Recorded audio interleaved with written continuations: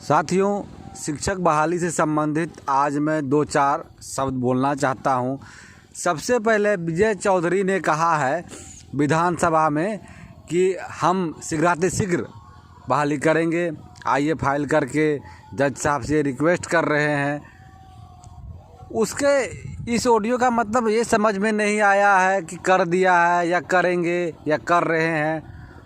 तो इससे बहुत हमारे जो शिक्षक अभ्यर्थी हैं निश्चिंत हो रहे हैं कि शिक्षा मंत्री ने विधानसभा में कहा है, वहाँ बयान रिकॉर्ड होता है, झूठ नहीं बोलेगा। तो विधानसभा में भी बयान रिकॉर्ड होता है। उन्होंने तो ये तो नहीं ना कह दिया है कि नहीं हम कल कर रहे हैं, परसों कर रहे हैं, फलाने तारीख को कर रहे हैं। इस तरह का बयान कृष्णनंदन वर्मा ने पिछले साल 50 बार कहा है विधानसभा में, मार्च तक कर लेंगे, मार्च तक कर लेंगे। अगर किन्हीं के पास में हो तो यूट्यूब पे वो बयान अगर अवेलेबल होता है तो ग्रुप में ज़रूर कराएं, ताकि साथियों को ये लगे कि विधानसभा में लोग कुछ बोल के बच जाते हैं और आगे कुछ भी नहीं होता है। और अगर हमारे साथ ऐसा पहली बार होता तो हम ज़रूर विश्वास करते, लेकिन हमारे साथ ऐसा इससे पहले भी हो चुका है, इसीलिए हमें विश्वास नहीं होता है। दूसरी बात, रही बात अब कोर्ट की, उस पर भी हम प्रकाश डालेंगे। तो आपको याद होगा कि जब स्टेट का एग्ज़ाम होने वाला था उस समय भी कुछ लोग कोर्ट में गए थे कि हमारा एग्ज़ाम रद्द ना हो। तो सरकार ने एजी के द्वारा मेंशन करवा करके एग्ज़ाम लिया या नहीं लिया, आप बताइएगा। उसी तरह बिहार एसएससी के एग्ज़ाम में फिर जाके केस हुआ। सरकार का एग्ज़ाम डेट फिक्स था, इलेक्शन सर पे था, उससे एग्ज़ाम लेना था। साथियों, लिया या नहीं लिया, ये कोर्ट संबंधित मैटर का निष्पादन चुनाव से पूर्व ही तुरंत क्यों होता है, चुनाव के बाद क्यों फिर मामला आता है। हमें साथियों अब एक कुशल रणनीति बना करके सरकार को घेरना होगा, क्योंकि इसकी मंशा बिल्कुल नहीं है बहाली करने की। अगर करने की होती तो शायद मैं आज ये निगेटिव बात आप लोगों से ना बोलता। और सुप्रीम कोर्ट में सरकार ने हलफनामा दिया है कि मार्च तक हमें शिक्षक की बहाली करनी है, इसीलिए हम शिक्षकों को समान काम समान वेतन नहीं दे सकते।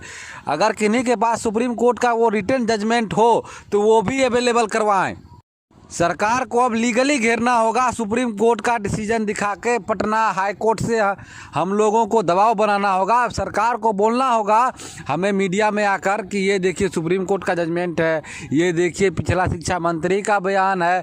कहाँ किया सरकार तो बस बहाना करती है, कर देंगे, कर रहे हैं। जिस तरह सरकार के पदाधिकारियों ने कहा था आप लोग जाइए, हम 24 घंटे में 72 घंटे में आपका शेड्यूल दे रहे हैं। आज तो मैं बोल रहा हूँ कि 30 दिन हो गए, कहाँ आया शेड्यूल। ये शेड्यूल कभी नहीं आएगा और पता ना जाने और कितने केसेस होते रहेंगे। और जैसे हम लोग थोड़ा कमज़ोर होते हैं कि विरोधी एकदम अपने आप को ताकतवर समझने लगते हैं, उन विरोधी को ये नहीं मालूम है कि ये बहाली कंप्लीट होगी तभी नहीं बहाली आएगी। और 23/11/2019 कट ऑफ डेट फिक्स हो चुका है, उसका बाप भी मर जाएगा तो इस डेट को बदल नहीं पाएगा। और बहाली कैंसिल करने का तो विचार दिमाग से निकाल ही दीजिए, क्योंकि सुप्रीम कोर्ट का बड़का गाइडलाइन है 75 को, पढ़िएगा तो समझ में आ जाएगा। बहाली कैंसिल कर देगा, ठीक है, वर्तमान में परेशान करेगा, लेकिन 2 साल के बाद फिर इसको ही बहाली करना होगा। सरकार बच नहीं सकता है, इसीलिए सरकार ऐसी गलती कभी नहीं करेगा। दिसंबर वाले कान खोल कर सुन लो, ज़्यादा हम लोगों को उलझाओगे तो अगले बार से तुम्हारे लिए हम इतने कांटे बो देंगे कि तुम रोओगे कि हम बिहार में क्यों पैदा लिए हैं। हम लोगों की बहाली होने दो, आराम से रहो। और कल फिर भारी से भारी संख्या में सभी सचिवालय पहुँचे और सरकार को अल्टीमेटम देने के साथ साथ अब सरकार के और उसके पदाधिकारियों के झांसे में अब नहीं आना है। कर देंगे, करेंगे, हम धरना स्थल पर बैठे रहेंगे, आप कर दीजिए, हम उठ के चले जाएंगे। कल सारी बातों का खंडन होगा, क्लियर होगा।